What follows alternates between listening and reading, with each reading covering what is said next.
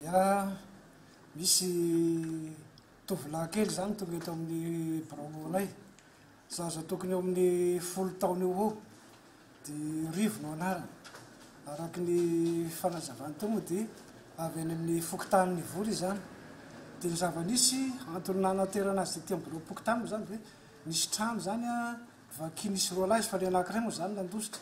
Samy mbola zaza tsy ampy taona daholo zany reo zaza reo dia ny zavatra tsikatra zany rehefa nangalarina dia reto CD, dessin animé, reto mikasikana fijerena film reny zany tena ilain-dralahy.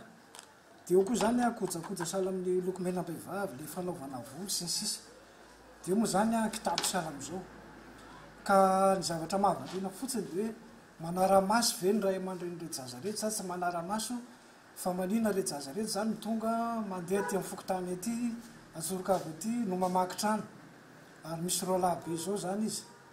Ary tsy mianatra koa le zaza raha teo. Zay zany zavatra mahavariana voalohany. Faharoa manaraka an'izay zany dia le mpony le eto anivon'ny Fokotany koa zany tsikaritra ihany koa zany fa tsy manaraka le consigne zay efa mba nomena. Ny fanentanana zany zay natao dia mba hoe tsy tokony tapahana olona mihitsy ny trano satria ny tanjona dia fanafoanana trano fotony mihitsy zany le vaky trano eto. Dia efa misy mihitsy zany megafone efa fanentana.